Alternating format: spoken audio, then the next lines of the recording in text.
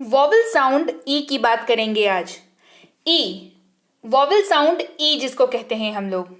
ई का उच्चारण जो है वो आपको कई बार कई शब्दों में कभी छोटी ई के तौर पर नजर आएगा, कभी बड़ी ई के तौर पर नजर आएगा, कभी ए के तौर पर भी आप इसका उच्चारण करेंगे।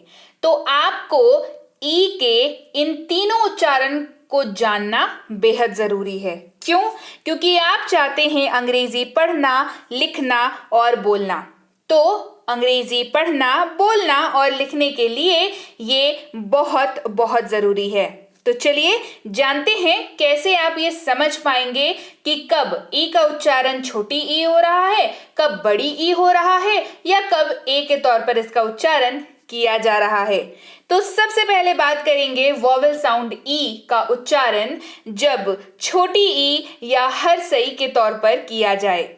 किसके तौर पर? छोटी ई के तौर पर या तो हर्षई के तौर पर इसका उच्चारण किया जाएगा। शब्द जैसे कि इंग्लिश, ENGLISH, इसको पढ़ते हैं इंग्लिश। इसका यहां पर उच्चारण हो रहा है छोटी ई के तौर पर, इंग्लिश। देखिए जोर पड़ रहा है, इंग्लिश यानी कि अंग्रेजी। बीइंग, क्या पढ़ रहे हैं? बिगिन, पढ़ रहे हैं ना, BEGIN, बिगिन यानी कि शुरू करना। बिगिन यानी कि शुरू करना। चलिए कुछ और उदाहरण देखते हैं। EAT, इसको पढ़ते हैं ईट। क्या पढ़ते हैं? ईट यानी कि खाना। ईट यानी कि खाना। इंजन, क्या कहते हैं? जब कहते हैं तो क्या कहते हैं? इंजन, है ना। तो ENGINE, यहां पर हो रहा है इंजन यानी कि यंत्र। एक यंत्र जिससे चीजें मूव होती, चलती हैं, है ना। इंजन जिसको कहते हैं। इक्वल, क्या पढ़ रहे हैं? इक्वल। उच्चारण पे ध्यान दीजिए। ई का उच्चारण हो रहा है छोटी ई के तौर पर या हर्षई के तौर पर सीख रहे हैं, राइट। इक्वल यानी कि बराबर, EQUAL, इक्वल। यहां पर ई का उच्चारण हो रहा है छोटी ई के तौर पर। इरेज, इरेज, ERASE, इरेज यानी कि मिटाना। इरेज यानी कि मिटाना। इवन, क्या पढ़ रहे हैं? EVEN, इवन यानी यहां तक की। इवन, यहां तक की। इविल, EVIL, पढ़ रहे हैं इविल। क्या पढ़ रहे हैं? इविल यानी कि बुराई, बुरी शक्ति, इविल, राइट। चलिए बढ़े आगे। अब समझते हैं वॉवल साउंड ई का उच्चारण जब बड़ी ई के तौर पर हो या दीर्घई के तौर पर हो। बड़ी ई के तौर पर या दीर्घई के तौर पर। सबसे पहले HE, यहां पर ई जो है वो दीर्घई का काम करेगा। तो H हो गया। ई के लिए यहां पर दीर्घई का इस्तेमाल हुआ, ये हो गया ही। क्या हुआ? ही यानी कि वह। HE, ही यानी कि वह। ME,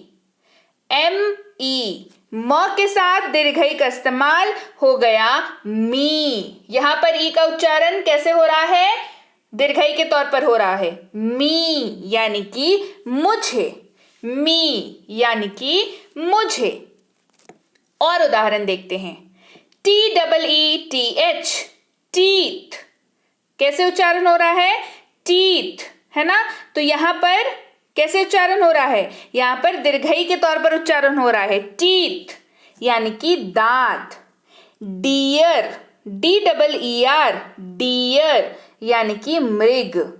मीट, MEAT, मीट यानी कि मिलना। मीट यानी कि मिलना। ईस्ट, अगला शब्द है EAST, ईस्ट यानी कि पूर्व। यहां पर कैसे इस्तेमाल हो रहा है? बड़ी के तौर पर, है ना। ईच, EACH, ईच यानी कि प्रत्येक। ईयर, YEAR, ईयर यहां पर बड़ी के तौर पर इस्तेमाल हो रहा है, राइट। ईयर है ना, यानी कि वर्ष। बढ़ते हैं आगे और समझते हैं वॉवल साउंड ई का इस्तेमाल जब ए के तौर पर हो या एकार की मात्रा के तौर पर हो। जी हाँ, ए के तौर पर या एकार की मात्रा के तौर पर। जैसे THERE, देयर, THERE हो गया, यहां पर द के ऊपर एकार की मात्रा लगा, ये बन गया दे, ये हो गया देयर यानी कि वहां। देयर यानी कि वहां। वेयर, WHERE, यहां पर एकार की मात्रा के तौर पर इस्तेमाल हो रहा है। वेयर, वेयर यानी कि कहां। वेयर यानी कि कहां। फिर और एग्जाम्पल देखते हैं। GET, गेट, GET, गेट यानी कि प्राप्त। Net, NET, net, NET, net यानी कि जाल। LET, लेट, LET, लेट यानी कि होने देना। 8, EIGHT, एट यानी कि 8, नंबर 8 है ना। EIGHT, 8 यानी कि नंबर 8। एवर, EVER, एवर यानी कि कभी। एवर यानी कभी। एल्बो कैसे इस्तेमाल हो रहा है इन सारी जगहों पर? ए की तौर पर इस्तेमाल हो रहा है। इसके पहले हमने देखा एकार की मात्रा के तौर पर इस्तेमाल हो रहा था, राइट। एल्बो, ELBOW, यहां पर ए के तौर पर इस्तेमाल हो रहा है, हो गया एल्बो यानी कि कोहनी। एल्बो यानी कि कोहनी, राइट। तो चलिए, हमने आज सीखा ई वॉवेल साउंड जो होता है उसका अलग अलग कैसे कैसे उच्चारण होता है। कभी वो हर्षई के तौर पर इस्तेमाल हो रहा है, कभी दीर्घई के तौर पर इस्तेमाल हो रहा है, कभी ए के तौर पर, कभी एकार की मात्रा के तौर पर, कभी बड़ी ई के तौर पर, कभी छोटी ई के तौर पर। तो ये सारे के सारे चीजों को हमने आज सीखा। हमने उससे जुड़े हुए काफी सारे शब्द सीखे जो हमें आगे के शब्दों को पढ़ने में बहुत सहूलियत प्रदान करेंगे।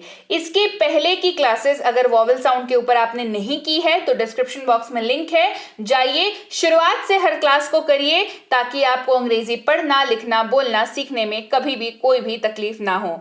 और आप देख रहे हैं मेरा इंग्लिश टीचर। मैं आपसे मिलती हूँ आपकी अगली क्लास में। तब तक अगर आपने कमेंट अभी तक नहीं की है कि क्लास कैसी थी, जरा कर दीजिए। क्लास को लाइक कर दीजिए, चैनल को सब्सक्राइब नहीं किया है तो जल्दी से कर दीजिए, दूसरों से भी करवाइए ताकि ऐसी ही क्लासेस मैं लेकर के आती चलूं। तो चलिए भाई, मिलती हूं आपसे आपकी अगली क्लास में। Till then, thank you so much for watching. Stay connected to मेरा इंग्लिश टीचर।